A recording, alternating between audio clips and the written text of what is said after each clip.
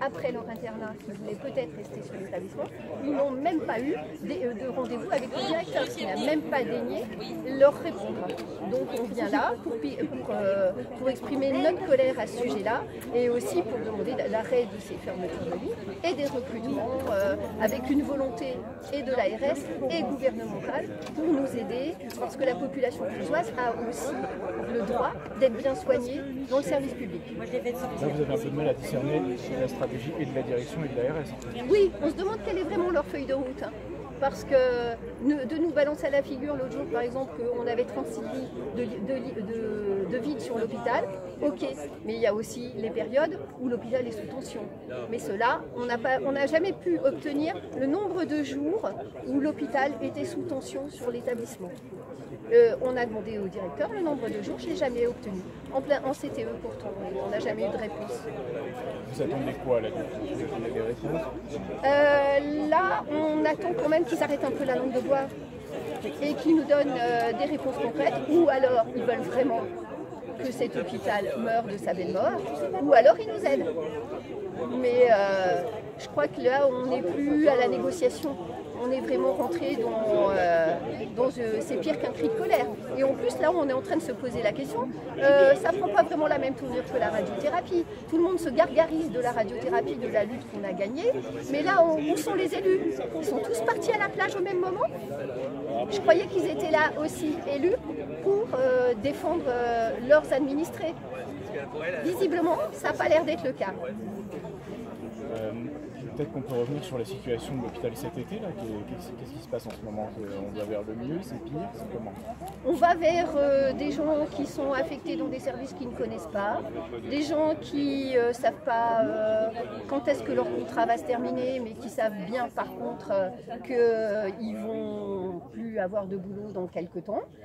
Avec des situations aussi très perverses, c'est que les contractuels, au moment de renouvellement du contrat, ils savent très bien qu'ils ne vont pas les garder, mais ils les considèrent comme des missionnaires, parce que comme ça, les gens partent sans indemnité, et aussi l'hôpital n'a pas à payer les indemnités chômage.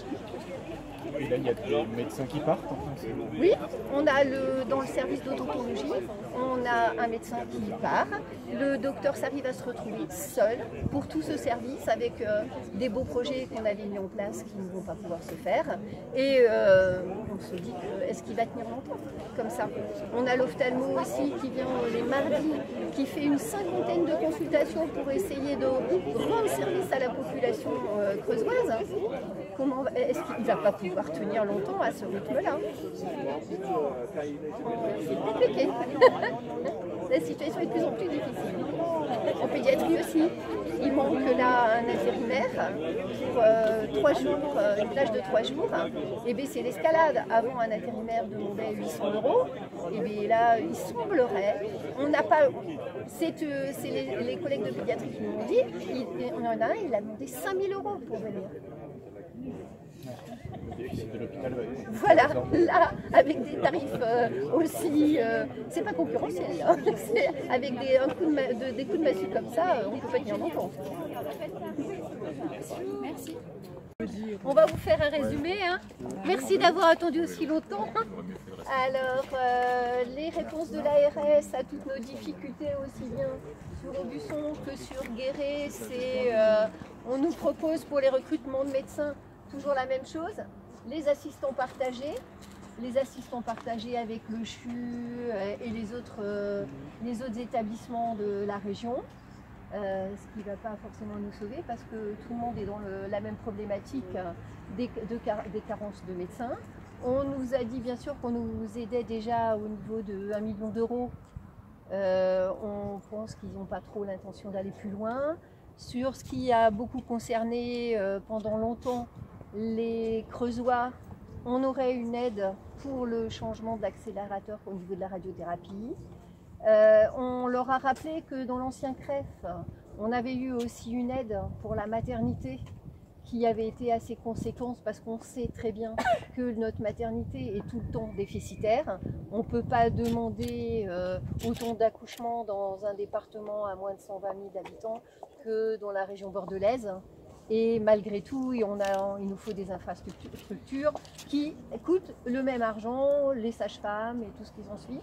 On n'a pas eu de réponse, on espère qu'ils seront favorables. Et bien sûr, tout ce qui va sauver nos établissements, c'est le fait de se rapprocher avec la clinique. Ils veulent absolument ce rapprochement entre l'hôpital et la clinique. Ça fait déjà au moins 15 ans qu'on en entend parler. Alors si vraiment c'est ce qu'il doit sauver l'établissement, on se demande pourquoi les choses ne se font pas, que ce dossier stagne. On se pose encore la question, Voilà tout ce qu'on peut vous dire sur ça. Au niveau de dialogue social avec le directeur et la DRH. Donc ça a été dit clairement. On demande la mutation pure et simple de ces deux personnes. Il n'est plus possible de travailler dans ces conditions-là au jour d'aujourd'hui parce que ça devient insoutenable pour les représentants de la CCGT. Et qu'est-ce qui vous a été répondu là-dessus?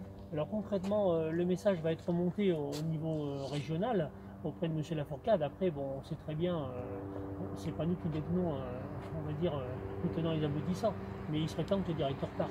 On a un super outil de travail à l'hôpital de Guéret, je n'arrête pas de le dire, avec un super plateau technique.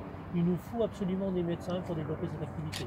Et pour que l'on puisse apporter à la population de Progrès une qualité de soins assez importante avec ce plateau technique performant que l'on a. Concernant le traitement, il n'y a pas de nouveau donc, finalement. On n'a rien de précis au jour d'aujourd'hui. On a évoqué quelques difficultés, en particulier au niveau de l'odontologie. On a effectivement des difficultés dans ce domaine-là. On a d'autres difficultés au niveau de la gastro. On a un fort recours à l'intérim, ce qui nous plombe malheureusement le budget. Et là, on n'a pas vraiment de réponse concrète de la part du directeur de l'ARS. Concernant le nombre de lits qui étaient visés. Alors le nombre de lits, alors on a bien demandé si la mission justement de ce plan de retour à l'équilibre avait été signée. Donc à ce jour, le directeur de l'ARS nous a dit qu'il n'était pas signé à ce jour, mais on va vers ce plan en fait. On va bien vers ce plan, donc avec des suppressions massives de lits et de postes, forcément. Donc, bien, pour l'instant, il n'est pas signé parce que les médecins ont fait des nouvelles propositions et veulent continuer à développer leur activité. Ils ont fait des propositions au directeur de l'ARS. Donc pour l'instant, on attend un petit peu, peut-être qu'on a un petit sursis, peut-être jusqu'à la fin de l'année. Si les médecins arrivent à développer les activités qu'ils ont proposées à l'ARS. Concernant le rapprochement donc, avec la clinique, ils voient ça de quelle manière? Parce que, Eh bien, j'ai l'impression que c'est pas nous, c'est pas l'ARS, ni l'établissement, ni l'hôpital qui a la main. C'est pour l'instant la clinique qui... Oui, on a bien senti que c'était au bon vouloir du groupe Elson. C'est assez compliqué. On nous a annoncé aussi que la clinique resterait peut-être pas sous le giron d'Elson, qu'il y aurait peut-être un rapprochement avec les cliniques privées de la région de Limoges. C'est une chose nouvelle qu'on ne connaissait pas. On n'était pas au courant de cela avant ce rendez-vous. Et là, pour les fermetures de lits, c'est encore une cinquantaine, c'est ça? Les lits, on en a déjà fermés. On n'a pas eu de chiffres. On n'a rien eu de nouveau. On n'a pas parlé du nombre encore de lits. Les échéances, il y a un calendrier qui a été fixé là où il faut attendre quoi maintenant? Pas du tout. On attend, on espère que nos praticiens vont développer un peu d'activité, ce qui n'est pas le cas depuis le début de l'année. On est plutôt en perte d'activité. Et donc là, on va voir d'ici la fin de l'année. Mais ça évolue tellement vite et tellement bizarrement que on peut s'avancer sur rien. On est un peu inquiet justement parce qu'on ne peut pas dire en fin d'année on aura encore tous nos lits. Mais au moins on sait déjà, on a une assurance que si par exemple demain on avait un chirurgien qui nous tombait du ciel et qui se mettait à développer beaucoup d'activités, les lits ne sont pas, c'est pas des fermetures sèches. On pourrait les rouvrir si on avait le chirurgien, le médecin providentiel qui arrive. C'est ce qui a été évoqué par l'ARS, mais en fait, voilà. on se rend compte au jour d'aujourd'hui que quand on regarde un petit peu la moyenne d'âge de certains praticiens au niveau du CH de Guéret, on va avoir d'énormes difficultés dans les mois et dans les années à venir, puisqu'on voit bien, ces gens-là vont partir prochainement en retraite, Il n'y a aucune anticipation de la part du directeur pour justement recruter. Bon, certes, effectivement, le problème n'est pas local, il est national, mais concrètement, on peut trouver des solutions. On doit y arriver.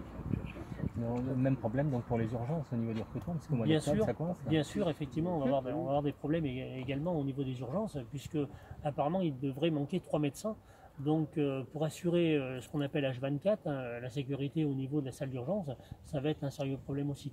Donc on va devoir avoir recours encore une fois à l'intérim, encore une fois, donc ce qui va encore nous plomber encore bien plus notre budget. Ils nous ont pas parlé des recettes miracles pour faire venir ces médecins providentiels. Absolument Non, pas, ils nous ont parlé de absolument médecins partagés et c'est tout. C'est absolument tout. Et on n'a pas le calendrier des futures affectations de ces médecins partagés. On ne sait rien du tout. Donc, est-ce qu'ils vont venir sur Guéret ou pas? C'est facile de nous annoncer qu'on en a beaucoup, sauf que ce n'est pas des temps pleins. Les médecins partagés, est-ce que ça ne peut pas passer sous le coup de la télémédecine, auquel cas ça sera à distance et que du coup les interventions se pratiqueraient plus ici, on ferait juste les diagnostics Mais c'est déjà ce qui se passe un petit peu, hein. On a des médecins partagés qui consultent ici et les gens font se faire opérer à Limoges. Nous, on a aussi évoqué la piste qu'on évoque depuis un bon moment. Pourquoi on mettrait les patients devraient, eux, bouger et aller se faire opérer à Limoges ou ailleurs? On a encore reparlé, pourquoi on ne serait pas innovant sur le fait que ce soit le praticien qui se déplace à Guéret, qui vienne opérer, parce qu'on connaît la problématique aussi du département, des personnes âgées, très peu mobiles, qui renoncent souvent aux soins. Et si les praticiens venaient exercer une journée par semaine, une après-midi par semaine à l'hôpital, peut-être que ça éviterait ce renoncement aux soins. Ok, merci. Merci beaucoup. Merci. Rendez-vous en octobre et donc on espère qu'il y aura plus de monde encore présent. On va faire Voilà. pour défendre n'importe quoi. C'est le combien d'octobre? On a rendez-vous le 3 octobre. Le 3 octobre, voilà. Ça sera en intersyndical. D'accord. Et sur toute la problématique là des EHPAD, des établissements hospitaliers, en fait de toute la problématique de la santé sur le département. D'accord. Voilà. Ok. Avec l'ARS aujourd'hui, donc des difficultés du CH de Guéret, mais je crois que la problématique est certes à Guéret, mais elle est aussi beaucoup plus amplifiée au niveau du CH d'Aubusson, dans la mesure où eux, ils ont un CREF avec de nombreuses suppressions de postes. Donc on va vers quasiment une fermeture du CH d'Aubusson, on va vers une diminution importante du CH d'Aubusson. D'accord. Quasiment presque une fermeture à terme. Pas une fermeture complète, mais avec une suppression de postes énorme sur le CH d'Aubusson. D'accord. Ok, merci.